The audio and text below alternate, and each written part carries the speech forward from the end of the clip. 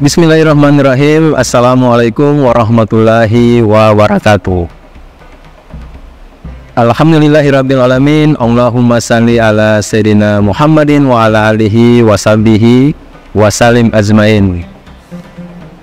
Alhamdulillah, kami dari Yayasan Rubatul Khairat Kota Ternate di bawah pimpinan Al-Habib Abdurrahman bin Kamil As-Sadaf.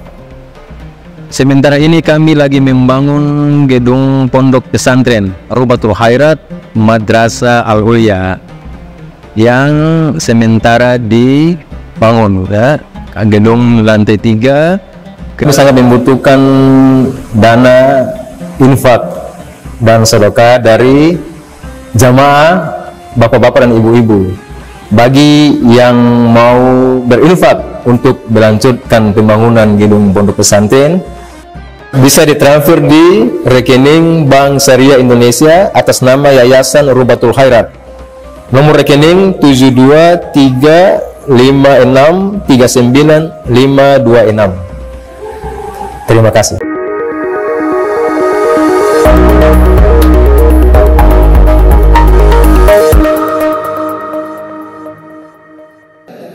Yang saya muliakan, saya hormati tetamu kita Syekh Anas Jabir Mata'amallahu ta'ala bituli hayati wa umrih wa nafa'ana bihi wa bi'ulumihi fid darain.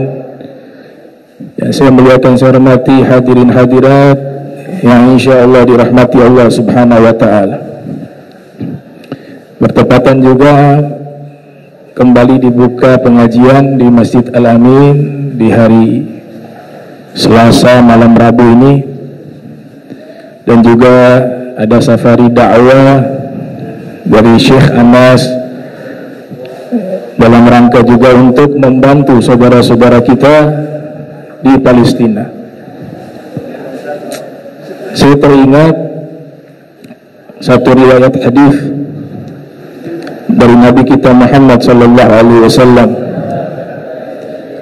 Hadis ini diriwayatkan oleh Imam Bukhari dalam sahihnya, yang lahir tahun 194 Hijriah, wafat 256 Hijriah. Juga diriwayatkan oleh Imam Muslim di dalam sahihnya, yang lahir tahun 204 Hijriah, wafat 261 Hijriah. Ar-Rasul, beliau bersabda sallallahu alaihi wasallam, asy-syuhada'u khamsah, orang-orang yang wafat syahid ada 5. Al-mat'un wal mabtun wal gharik wa sahibul hadam wasyahid fi sabilillah, yaitu orang yang kena penyakit taun yang pertama, yang kedua yang meninggal karena sakit perut, yang ketiga meninggal karena sebab tenggelam, dan yang keempat meninggal tertimpa reruntuhan, dan yang kelima meninggal dunia di medan perang, asyahid fi sabilillah. Saudara-saudara kita di Palestina, mereka banyak yang wafat syahid fisabilillah. Bahkan dari 4 kategori itu dimiliki oleh mereka. Banyak yang wafat karena tertimpa reruntuhan karena dibom, banyak juga yang karena sakit, banyak juga yang meninggal karena berjuang di medan perang, bahkan juga ada yang tenggelam. Nah, semua itu dimiliki oleh saudara-saudara kita di Palestina. Mereka dimuliakan oleh Allah subhanahu wa ta'ala. Kemuliaan para syuhada begitu istimewa di sisi Allah subhanahu wa ta'ala, sehingga Allah subhanahu wa ta'ala berfirman, wala taqulu liman yuqtalu fi sabilillahi amwat bal ahya walakin la tash'urun. Disebutkan di dalam surat Al-Baqarah ayat 154. Allah Ta'ala mengatakan, jangan kalian mengatakan orang-orang yang wafat di jalan Allah itu mereka mati, melainkan mereka itu hidup, akan tetapi kalian tidak menyadarinya, tidak merasakannya. Bahkan di surat Ali Imran dengan jelas Allah Subhanahu wa taala nyatakan di ayat 169, wala tahsabanna alladhina qutilu fi sabilillahi amwata bal ahya 'inda rabbihim yurzakun. Jangan kalian menyangka bahwa sesungguhnya orang-orang yang wafat di jalan Allah itu mereka mati, akan tetapi melainkan mereka itu hidup di sisi Allah dan mereka diberikan rizki oleh Allah Subhanahu wa ta'ala. Ini kemuliaan para syuhada. Di sisi lain mereka dalam keadaan tertindas, tapi di sisi lain Allah muliakan mereka dengan gelar-gelar terhormat tersebut sebagai para syuhada. Mereka kelak di yaumil qiyamah diizinkan oleh Allah memberikan syafaat bagi para syuhada, diberikan kehormatan, mereka diizinkan memberikan syafaat di yaumil qiyamah. Dalam hadis yang diriwayatkan oleh Al-Imam Ibnu Majah yang lahir tahun 209 Hijriah, wafat 273 Hijriah, di dalam sunannya Ar-Rasul bersabda sallallahu alaihi wasallam, yashfa'u yaumal qiyamati thalatha, 3 golongan yang memberikan syafaat di yaumil qiyamah. Yang pertama al-anbiya, para nabi, thumma al-ulama, yang kedua para ulama, dan yang ketiga thumma syuhada, para syuhada. Bahkan dalam riwayat Al-Imam Abi Dawud yang lahir tahun 202 Hijriah, wafat 275 Hijriah, di dalam sunannya Rasulullah sallallahu alaihi wasallam bersabda, yashfa'u asy-syahid fi 70 min ahli baitihi. Satu orang syahid diizinkan memberikan syafaat kepada 70 orang dari keluarganya. Subhanallah. Mereka dimuliakan di sana, di akhirat. Ini Zionis Yahudi di masa Nabi Muhammad SAW itu sudah banyak membuat kekacauan di kota Madinah. Bukan baru hari ini, tidak, sejak zaman Nabi Muhammad SAW. Kalau kita membuka kitab sejarah tahun 7 Hijriah, ada satu peperangan namanya Perang Khaybar. Itu kan mereka komunitas Yahudi yang ada di sekitaran kota Madinatul Munawwarah. Nabi Muhammad sallallahu alaihi wasallam memerintahkan Sayyidina Ali bin Abi Thalib karramallahu wajhahu untuk menjadi pemimpin memerangi mereka. Dan Nabi katakan di dalam hadisnya, la'u'tiyanna ar-rayata goda rajula yaftahullah ala yadayhi yuhibbullaha wa rasulahu wa yuhibbuhullahu wa rasuluhu. Aku akan berikan bendera kepemimpinan ini besok hari, kata Nabi, kepada seorang laki-laki yang dengan berkat kedua tangannya Allah menangkan umat Islam. Berkat dirinya Allah menangkan umat Islam. Seorang laki-laki ini yang saya angkat sebagai pemimpin, dia mencintai Allah dan Rasulnya, dan Allah dan Rasulnya juga mencintai dirinya. Ternyata besok harinya Nabi berikan bendera itu kepada Al-Imam Ali bin Abi Thalib. Setelah itu Nabi perintahkan kepada Sayyidina Ali untuk segera pergi ke Khaybar untuk memerangi orang-orang Yahudi yang memang sudah lama mengganggu umat Islam di kota Madinah. Dan Nabi katakan dan berikan pesan kepada beliau, kamu tidak perlu lagi melihat ke kanan dan ke kiri, cepat jalan menuju Khaybar untuk perangi mereka. Itu ketaatan Sayyidina Ali secara zahir wal batin. Ketika Nabi perintahkan jangan menoleh kanan dan kiri, terus jalan sampai ke Khaybar, para sejarawan mengatakan maksudnya itu jangan terganggu dengan gangguan orang, ucapan orang yang nanti menghalangi engkau untuk memerangi orang-orang Yahudi yang ada di Khaybar. Tapi Sayyidina Ali taat di dua sisi. Taat secara makna lafaz, sepanjang jalan tidak pernah menengok kanan dan kiri ketika Nabi perintahkan untuk pergi ke Khaybar. Dan ketaatan yang kedua, yaitu beliau tidak terpengaruh dengan ucapan manusia, dan pada akhirnya dimenangkan umat Islam, dikalahkan orang-orang Yahudi yang ada di Khaybar pada tahun 7 Hijriah. Itu adalah berkat perjuangan Nabi Muhammad SAW dan juga Al-Imam Ali bin Abi Thalib karramallahu wajhah. Maka kemenangan ini akan terulang kembali. Kapan terulang kembali orang-orang Zionis atau Yahudi ini akan dikalahkan? Kalau berdasarkan nas yang konkret, yang mampu mengalahkan mereka nanti adalah Imam Mahdi. Imam Mahdi tidak lain adalah keturunan daripada Al-Imam Ali bin Abi Thalib. Sejarah terulang kembali. Leluhurnya, satu manusia yang dicintai oleh Allah dan Rasul, mampu menundukkan orang-orang Yahudi yang ada di Khaybar. Maka kelak nanti juga turunannya, yaitu yang bernama Imam Mahdi, akan mampu menundukkan orang-orang Zionis Yahudi yang ada di Palestina. Mudah-mudahan waktunya insyaallah dipercepat oleh Allah Subhanahu wa taala. Yakhruju rajulun min ahli baiti yuwati ismuhu isma abi, yuwati ismu ismi wa ismu abihi isma abi, yamla'ul arba adlan wa qista kama muliat zulma wa dhawra, yamlikul arba sab'a sinin wa fi riwayah 10 sinin.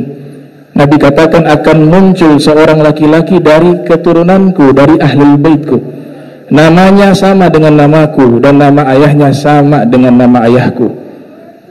Dia akan penuhi bumi ini dengan keadilan, sebagaimana sebelumnya bumi ini dipenuhi dengan kezaliman dan kejahatan. Saat ini kita saksikan itu.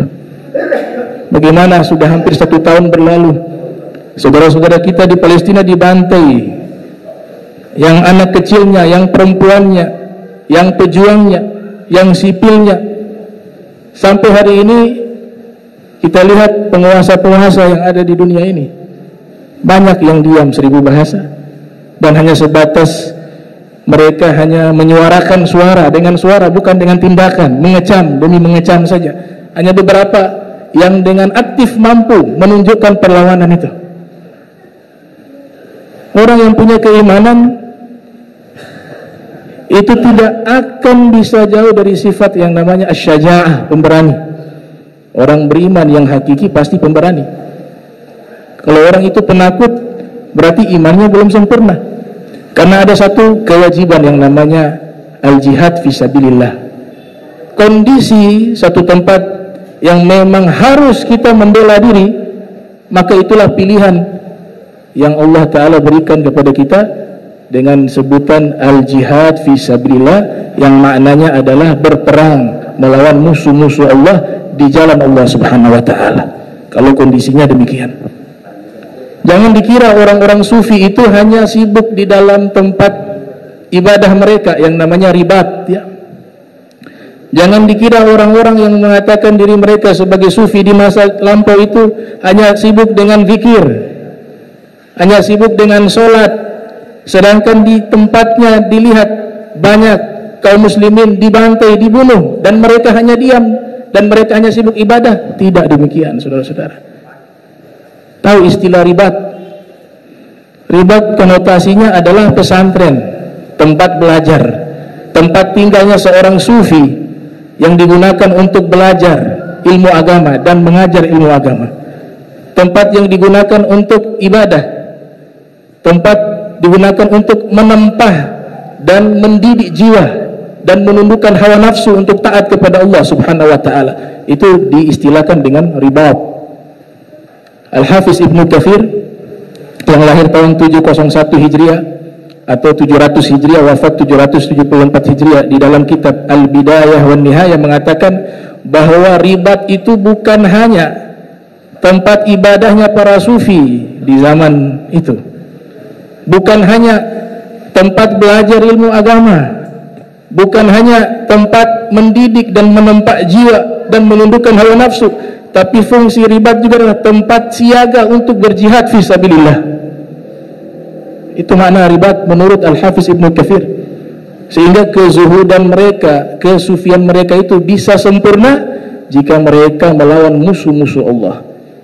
Maka jihad yang ada di ribat itu seakan-akan menghimpun 2 jihad. Ada al-jihad al-hissiyah, jihad secara konkret, itu menghadapi musuh-musuh.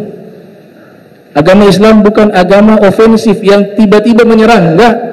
Tapi ketika diserang, mereka akan bertahan, membela diri.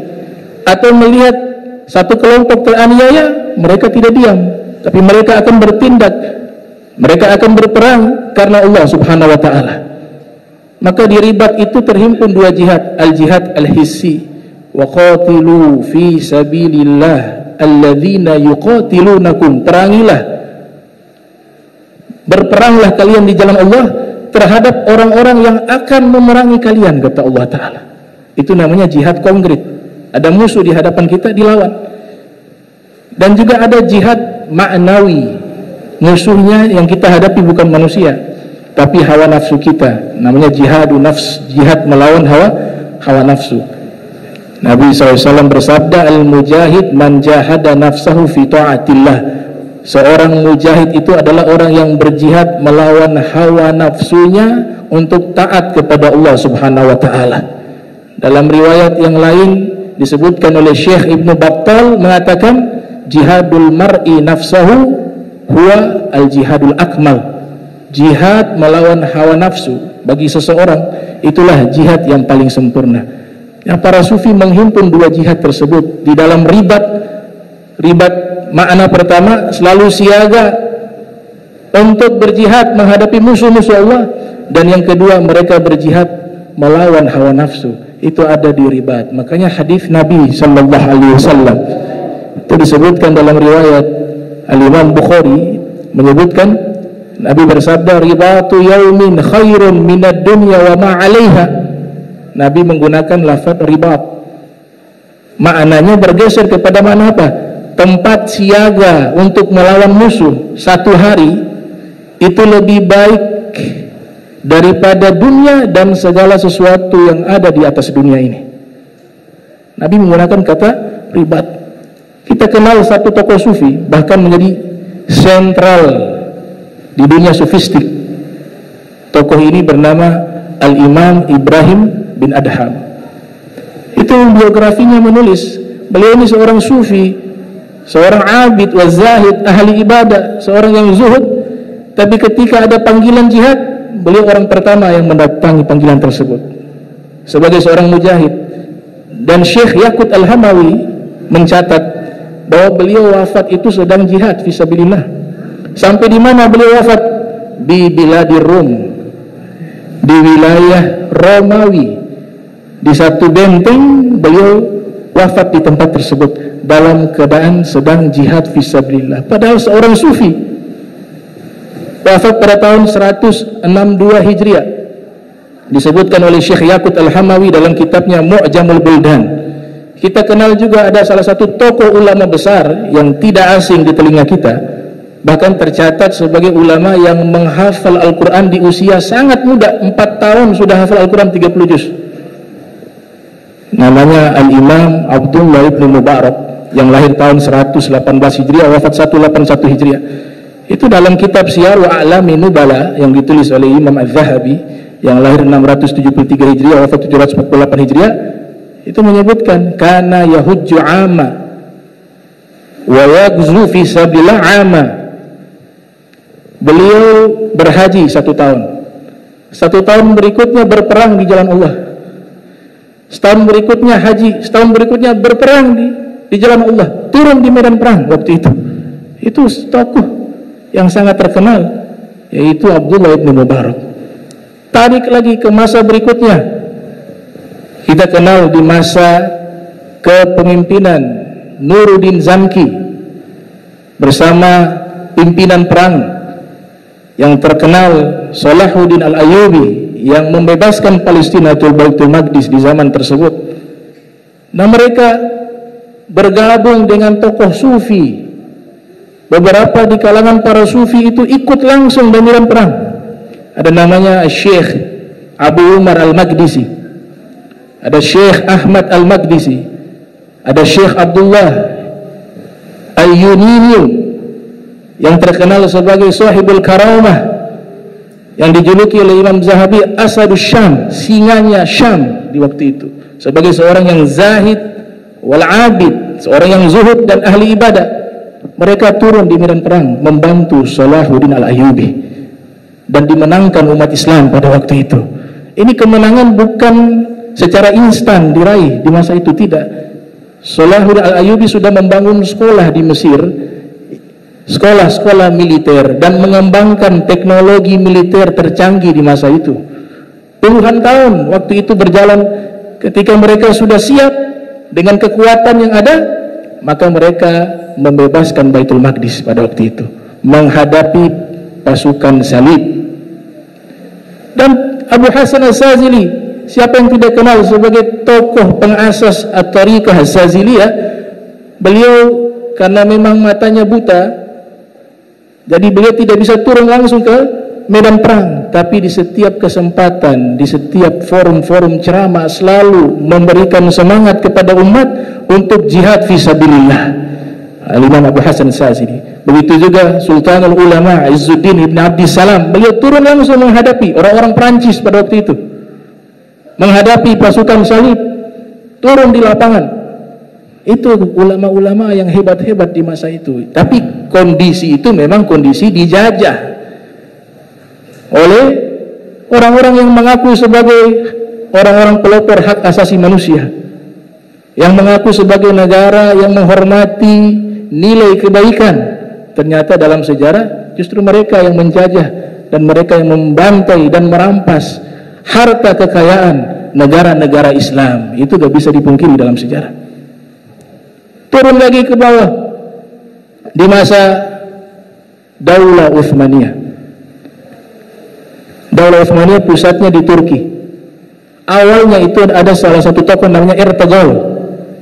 Ertugrul bersama guru spiritualnya Syekhul Akbar wa Kibritul Ahmar Ibnu Arabi, yang mendorong sang murid dan mendoakan untuk berjihad fisabilillah. Punya anak laki-laki namanya Utsman. Dari sinilah cikal bakal nama Ad-Daulah Al-Utsmaniyah, karena dianggap sebagai khalifah pertama bagi Daulah Utsmaniyah yang pusatnya di Turki. Turun-turun generasi dari ke generasi sampai muncul satu tokoh yang sudah diprediksi oleh Nabi Muhammad sallallahu alaihi wasallam 1000 tahun atau ratusan tahun sebelum kehadirannya, yaitu Sultan Muhammad Al-Fatih. Nabi sudah prediksi dalam hadis riwayat Imam Ahmad bin Hanbal yang lahir tahun 164 Hijriah, wafat 241 Hijriah, la tuftahanna al-Qustantiniya fala ni'mal amiru amiruha wala ni'mal jais dalikal jais. Suatu saat Konstantinopel itu akan dibebaskan, kata Nabi Muhammad SAW. Pemimpinnya pemimpin terbaik dan pasukannya pada waktu itu pasukan terbaik. Ternyata di masa Sultan Muhammad Al-Fatih, beliaulah seorang pemuda yang berhasil membebaskan Konstantinopel dan beralih ke Daulah Utsmaniyah. Itu sejarah mencatat. Jadi Nabi sudah menyanjung sebagai pemimpin terbaik. Pemimpin terbaik tidak mungkin akidahnya menyimpang. Kalau Nabi sudah mengatakan pemimpinnya terbaik, pasukannya terbaik, otomatis semuanya itu terbaik. Akidahnya juga akidah terbaik, tarikahnya juga tarikah yang baik, madhabnya juga madhab yang baik. Maka diriset oleh para ulama bahwa Sultan Muhammad Al-Fatih itu mazhab fikihnya Hanafi, dengan 4 mazhab yang lainnya juga terbaik ya. Akidahnya akidah Asy'ariyah, dan tarikahnya tarikah Sufiyah Naqsyabandiyah.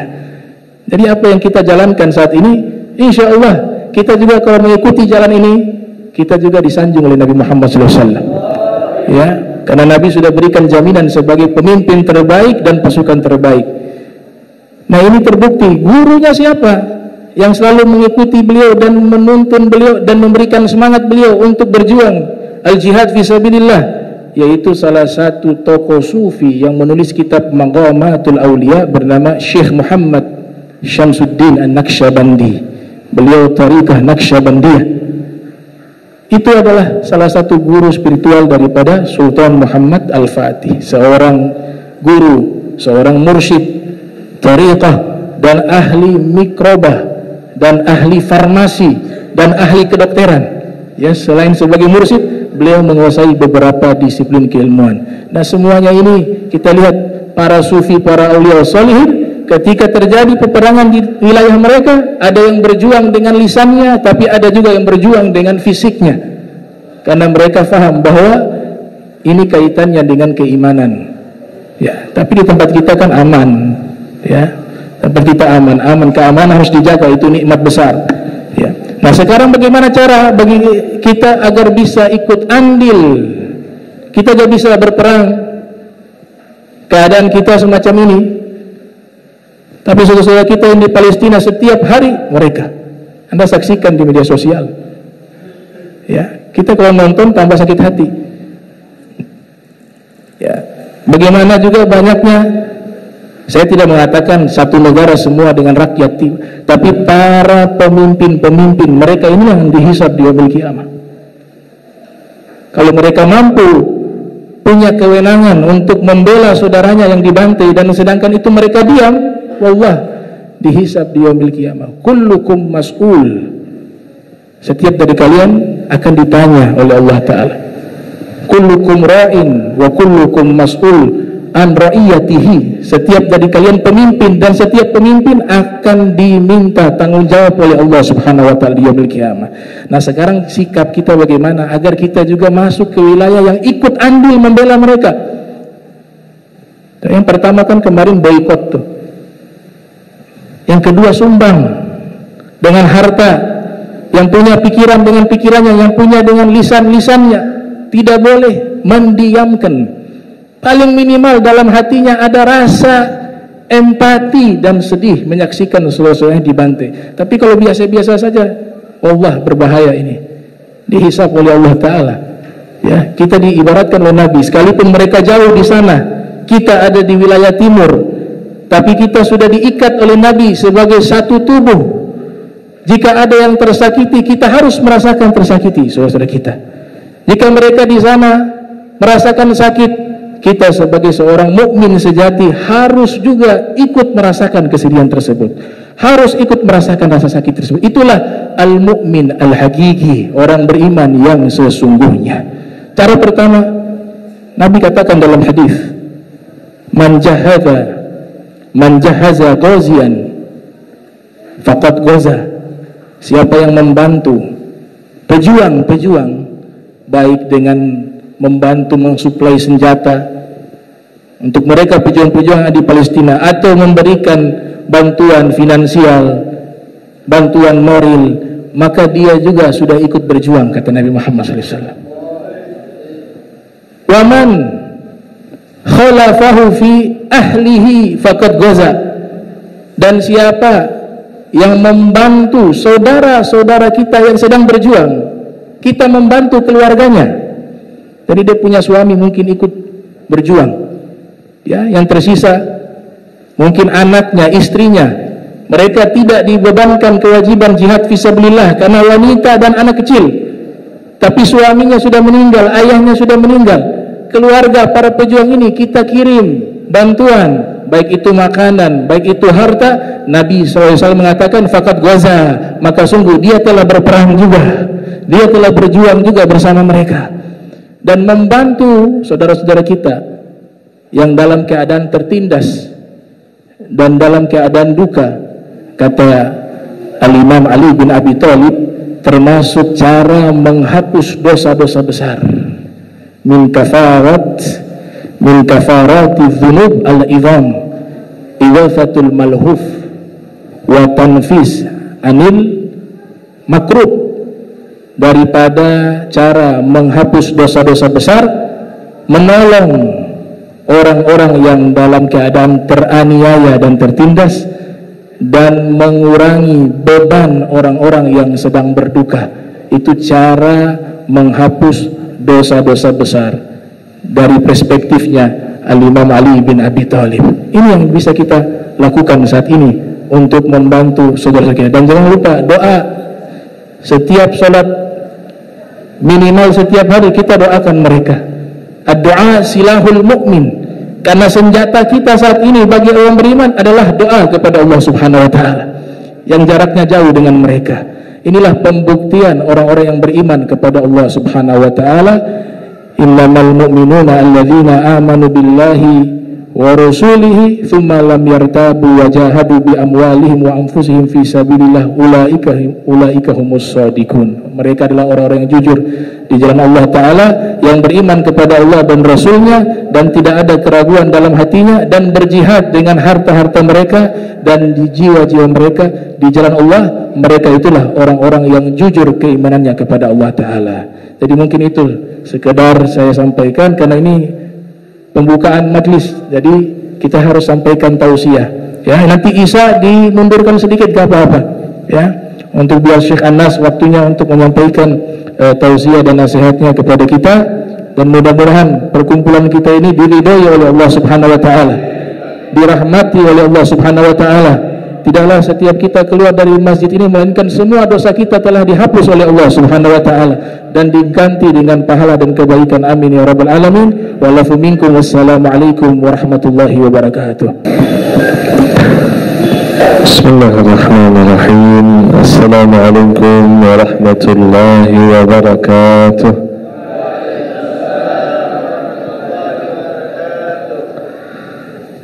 تبارك الذي جعل في السماء بروجا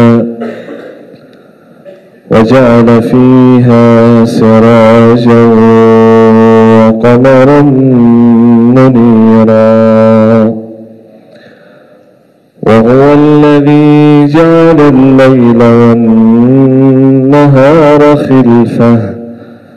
خلفة لمن أراد أن يذكر أو أراد شكورا أشهد أن لا إله إلا الله وحده لا شريك له ولي الصالحين وأشهد أن نبينا وحبيبنا ومولانا محمد صلى الله عليه وسلم وعلى آله وصحبه والتابعين ومن تبعهم بإحسان إلى يوم الدين وعنا معهم بمنك وكرمك يا أكرم الأكرمين. سبحانك لا علم لنا إلا ما علمتنا إنك أنت العليم الحكيم. Maha suci Allah, kita tidak mempunyai ilmu apa-apa, hanya saja apa yang diberikan oleh Allah Subhanahu wa ta'ala. Al-hadirin wal hadirat, bapak-bapak, ibu-ibu, adik-adik yang saya hormati, yang saya muliakan, dan berkhusus Al-Ustaz, Al-Habib. Saya tidak tahu mau sampaikan apa lagi karena sudah luar biasa tadi ceramah, Masya Allah. Kalau saya enggak sampai sederajat itu, jadi saya selalu sampaikan, saya bukan ustaz, bukan ulama. Saya dipanggil syekh. Itu biasa, di Arab kita panggil syekh walaupun anak itu masih kecil. Karena di dalam Al-Quran kata syekh itu artinya tua. Sebagaimana Allah menceritakan, A'alidu wa ana ajuzu wa hadha ba'li syaikha. Bagaimana saya bisa melahirkan padahal saya tua, suami saya juga tua, syaikha, syekh. Dan cerita Nabi Yusuf, inna lahu aban syaikhan kabira. Jadi syekh artinya itu tua. Tapi saya masih muda, ya jangan bilang tua-tua, saya masih muda. Tapi kenapa dipanggil syekh? Maksudnya membesarkan. Jadi yang kecil kalau dipanggil syekh artinya membesarkan, menghormatilah. Karena saya alhamdulillah dari kecil menjadi imam. Bukan karena saya orang saleh, tapi karena suara saya alhamdulillah bagus. Enggak sombong ini. Rizqaminallah, alhamdulillah. Jadi Masya Allah, apalagi yang kita bisa sampaikan, luar biasa Masya Allah penjelasannya, ceramahnya. Rasanya enggak mau saya lanjut ceramah, udah cukup lah. Tapi jazakallah khair. Tapi pasti kalau kita sudah datang di hadapan jamaah, ya pasti kita ngomong sedikit lah. Mudah-mudahan insyaAllah kita bersama-sama Allah subhanahu wa ta'ala memberikan ilmu yang bermanfaat bagi kita. Jadi kalau kita mendapatkan ilmu dan ilmu itu tidak bermanfaat, kita manusia yang paling rugi.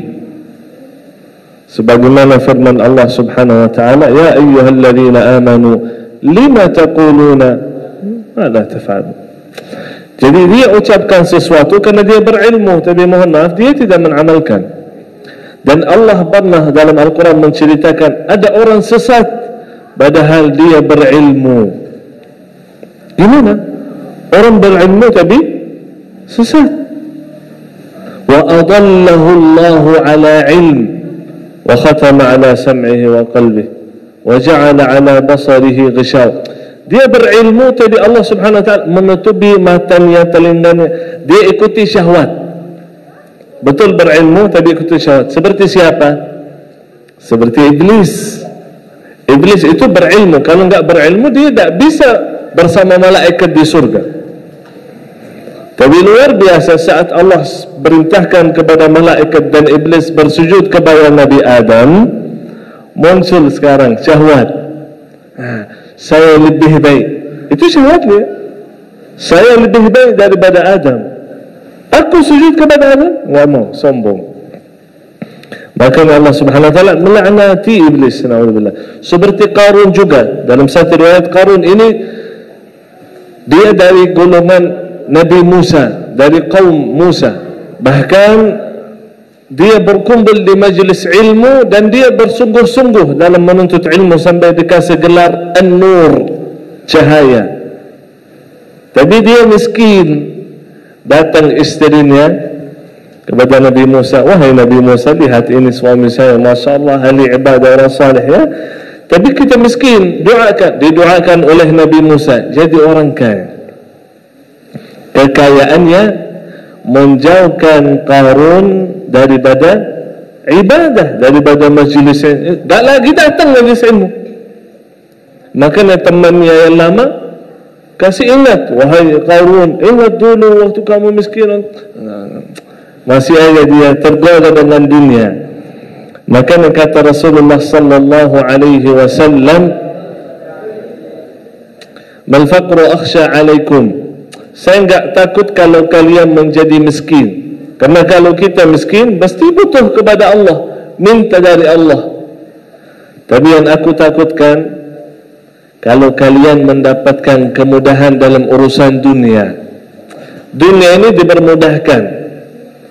Semakin kita sibuk dengan dunia, semakin bertambah lagi kesibukannya. Tak selesai-selesai. Yang mau melakukan ini, itu tak bakal selesai. Dunia itu tak habis. Dalam hadis yang lain kata Rasulullah sallallahu alaihi wasallam, manusia ini tak bakal puas. Mengejar dunia itu tak bakal puas. Wala yamla'u 'aina ibn Adam illa matanya ini tak bisa puas sampai masuk dalam kubur. Kalau udah pasir masuk ke mata ni, oh dah. Dah mau lagi, mau apa lagi? Dan ada orang yang sudah meninggal, dia bilang, ya Allah, saya mau nikah lagi. Ada itu. Ya Allah, saya mau rumah. Ya Allah, saya mau mobil. Ya Allah, saya mau kerja. Ya ada. Semuanya kalau diberikan kesempatan untuk kembali ke dunia, pasti permintaannya mau beramal salih. Ya, ini ada kesempatannya. Luar biasa. Maka mudah-mudahan insyaAllah kita mendapatkan ilmu yang bermanfaat. Rasulullah pernah berta'awud, beristi'adah, menjaga diri. Ya Allah, Allahumma inni a'udhu bika min ilmin la yanfa'. Aku berlindung kepada Allah subhanahu wa ta'ala dari ilmu yang tidak bermanfaat. Mudah-mudahan insyaAllah ilmu juga tadi mendapatkan dari hadis itu semua insyaAllah bermanfaat bagi kita semua insyaAllah. Amin ya rabbal alamin. Karena tujuan kita hidup di dunia adalah menuju akhirat. Menuju akhirat. Kalau kita tidak berilmu, kita tak bakal tahu jalan menuju akhirat. Jadi wajib kita berilmu. Kalau berilmu syariah, menuntut ilmu itu syariah wajib. Bagaimana saya bisa menjadi seperti sahabat Nabi Muhammad sallallahu alaihi wasallam. Luar biasa kalau mereka dengar wasiat dari Nabi, perintah dari Nabi Muhammad sallallahu alaihi wasallam, semaksimal mungkin dia bertaat kepada Rasulullah sallallahu alaihi wasallam. Kalau kita cari ini ada yang lebih mudah, ya Allah, dikasih tahu ini wasiat Nabi, mana ada yang lebih mudah lagi katanya. Mau ambil pilih-pilih aja seenaknya, mau yang mana aja. Mudah-mudahan Allah Subhanahu wa taala menjadikan kita orang-orang yang istiqamah dalam kebaikan, dalam ketaatan. Pada kesempatan ini kita datang bersilaturahmi kepada saudara kita. Ini kampung saya ini, karena kampung orang Arab katanya. Saya orang Arab. Masya Allah ya, kelihatan. Kakek buyut saya itu berasal dari Lombok ya, jadi saya campur Arab Indonesia. Tapi kalau dicek darah saya merah putih, darah Indonesia, muka Arab, campur itu. Alhamdulillah, kita diajarkan oleh Rasulullah sallallahu alaihi wasallam, kita orang-orang beriman saling mengingatkan. Kita bukan orang yang sempurna, kita bukan orang yang tidak melakukan salah, dosa, maksiat, bahkan banyak salah dan dosa dan maksiat kita. Tapi kita saling mengingatkan, sebagaimana Allah berfirman, "Wadzakir fa inna dzikra tanfa'ul mu'minin." Orang beriman itu bukan dia yang berdosa, karena namanya manusia. Manusia itu tempatnya salah dan dosa itu. Pasti kita sudah, mungkin semua sudah melakukan dosa maksiat. Tetapi kalau kita melakukan dosa dan maksiat, harus kita seimbangi dengan amal kebaikan. Allah Subhanahu wa taala berfirman, "Innal hasanati yudhibna as-sayyi'at." Sesungguhnya kebaikan dan amal saleh akan menghapuskan kesalahan dan dosa kalian. Dan kata Rasulullah sallallahu alaihi wasallam dalam hadisnya, wasiat dari Nabi Muhammad sallallahu alaihi wasallam, "Wa atbi'is sayyi'ata al-hasanata tamhuha." Setelah anda berdosa maka iringi dengan kebaikan. Setelah dosa harus langsung berbuat kebaikan, amal salih, karena amal salih akan menghapuskan dosa dan maksiat. Pada kesempatan ini kita mau mengajak Bapak Ibu sekalian untuk sebagaimana tadi disampaikan oleh Ustaz kita, Masya Allah, kita bantu saudara kita di Palestina dengan harta. Dengan nyawa mungkin enggak mampu. Kalau kita berangkat ke sana mungkin tambah susah saudara kita di Palestina. Ada anak dengar cerita dulu, ada orang pergi jihad di Afghanistan, enggak kuat. Karena Afghanistan itu gunung-gunung semua. Jadi tambah ribet itu saudara di sana. Mau perang ini malah berhenti terus, mau istirahat, capek, gak kuat. Ya Allah, ribet lagi. Kalau kita tak bisa, mungkin kita bantu mereka dengan harta, dengan doa. Pasti akan sangat-sangat bermanfaat. Masa orang lebih, orang yang tidak tahu surga, yang tidak tahu akhirat, masa dia lebih dermawan daripada kita? Coba, McD berapa juta yang dia sudah infakkan, bukan infak, sudah memberikan kepada Zionis Yahudi. KFC itu semua makanya kita boikot. Luar biasa. Ada juga mobil Mercy, saya dengar kemarin berapa juta dolar dia kasih kepada Zionis Yahudi supaya lawan saudara kita di Palestina. Tapi kita urusan infak, banyak urusan saya. Bahkan tidak ada dalam Islam yang pernah kita dengar orang miskin karena sering infak. Ya. Karena Allah menjaminkan orang yang berinfak, Allah yang akan menggantikan. Fahuwa yukhlifuh wa huwa khairur raziqin. Allah yang akan menggantikan, bukan lagi manusia. Allah yang akan menggantikan. Dan Allah Maha yang terbaik yang memberi rezeki. Wa fis samaa'i rizqukum wa ma tu'adun. Di mana rezeki kita? Di mana? Di dunia? Ada banyak orang kejar dunia, kerja keras, pergi malam pulang malam, enggak bawa apa-apa, tambah miskin. Saya lihat ada orang duduk santai di rumah. Teman saya ada duduk santai di rumah, tak pernah capek. Wallahi rezekinya datang sampai tempat dia. Subhanallah. Ada orang tak pernah kerja, wafat orang tua dapat warisan, wafat kakek dapat harta, wafat ini dapat. Subhanallah. Ada orang dapat hadiah. Abang saya almarhum Syekh Ali Jabir, semoga Allah merahmati beliau, berjuang Masya Allah luar biasa. Hijrah ke Indonesia, tinggalkan orang tua, tinggalkan saudara. Kota Madinah dia tinggalkan. Kita semua lahir dan besar di Madinah. Kita total 12 timnas. Ya, almarhum Syekh Ali Jabir itu nomor 1. Kalau saya nomor 11. Dia masih muda kan? Alhamdulillah. Pemuda berdakwah. Ya, kita gak harus nunggu tua. Mohon maaf, di Indonesia itu sering saya lihat nunggu aja tua, diajak salat, diajak puasa, nanti kadang-kadang kalau sudah tua. Salat subuh di masjid yang tua-tua, salat tarawih yang tua-tua. Setiap kali kita mau maju imam, mohon maaf Syekh, ini jamaahnya tua-tua, yang pendek-pendek saja. Oh, yang pendek aja. Mana yang muda, mana anak muda itu? Lagi sibuk dengan dunia. Tapi alhamdulillah hasil perjuangan ustaz, ulama kita, anak muda zaman sekarang luar biasa. Saya lihat di Indonesia, janganlah di Arab ustaz, di Indonesia saya lihat anak kecil umurnya 5 tahun, saya sudah bertemu hafal 30 juz. Orang Indonesia. Yang buta saya sudah ketemu di Indonesia hafal 30 juz. Yang akalnya enggak normal, badannya tak normal, tak sihat, hafal 30 juz. Semua bisa nonton kita melalui HP.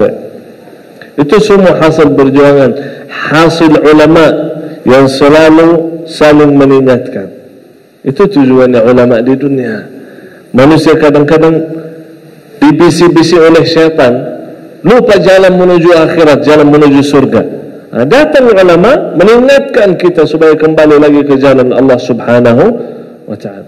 Almarhum Syekh Ali Jabir luar biasa. Saya lihat orang memberikan kepada dia rumah hadiah, 1, 2, 3 rumah dia dapat hadiah. Padahal dia gak kerja, gak capek. Dapat mobil, lebih dari 5 mobil saya sudah lihat, dapat hadiah. Mana semua mobil itu? Waktu beliau wafat, coba bayangkan, tak punya mobil, tak punya rumah, bahkan kontrak rumah belum dibayar pada tahun itu, belum lunas full. Kenapa? Karena setiap sesuatu yang dia dapatkan dia jual. Dapat mobil dia jual, dapat rumah dia jual. Depan mata saya dia dapat HP hadiah, dia kasih kepada saudara saya yang lagi tak punya HP, dia begini dilempar, ambil ini hadiah. Oh serius? Iya serius. Luar biasa. Almarhum Syekh Ali Jabir sifatnya adalah senang berbagi. Itu adalah sifat orang beriman. Orang beriman cinta kepada saudara yang dia cinta kepada dirinya sendiri. Sampai beliau Masya Allah hasil uang yang dia dapat itu, dia sering bantu saudara kita di Palestina. Waktu beliau pernah pergi ke Palestina, diminta oleh jamaah beliau sebagai menjadi imam di Masjid Qubbatus Sakhrah. Dia menjadi imam, ada videonya di YouTube. Imam di masjid yang kubah kuning itu, kubah mas. Masya Allah. Itu karena perjuangan beliau. Bukan di Indonesia saja, di Palestina dia berjuang dengan harta. Di Yaman setelah beliau wafat, kita punya HP beliau, banyak orang chat, mohon maaf, kok bulan ini belum ada yang transfer. Oh transfer apa? Ya biasanya istiqamah setiap bulan ditransfer. Almarhum sudah meninggal. Oh terus gimana? Tak ada yang mau melanjutkan? Ya insyaAllah kita usahakan itu. Luar biasa. Orang saleh itu infaknya terang-terangan dan sembunyi-sembunyi. Banyak orang zaman sekarang ibadah itu suka sembunyi-sembunyi. Kalau cuma sembunyi-sembunyi, orang yang lain itu gak pernah termotivasi berfikir bahwa cuma saya ibadah, ya udah, malas tambah malas.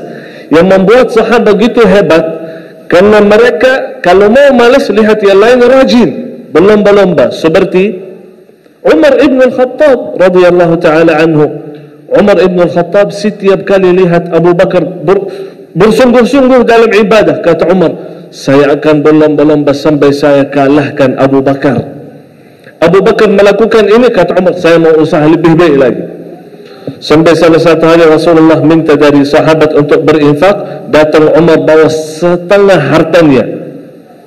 Setengah harta, 50% dia infakkan di jalan Allah. Saat itu dia infak, dia bilang, saya nunggu aja Abu Bakar, pasti dia kalah hari ini. Nunggu aja begini. Mana Abu Bakar? Sini. Datang Abu Bakar As-Siddiq bawa semua hartanya dia infakkan di jalan Allah. Itu saling mensemangati. Itu luar biasa. Makanya itu tujuan kita berkumpul di majelis ilmu. Makanya juga kata Rasulullah sallallahu alaihi wasallam, "Idza marartum bi riyadil jannati farta'u." Kalau anda sekalian melewati taman surga maka duduklah. Sahabat bertanya, "Qulna wa ma riyadul jannati ya Rasul?" Apa itu taman surga? Emang di dunia ini ada taman surga? Ada. Ada tempat yang paling mulia. Kata Rasulullah, majelis ilmu.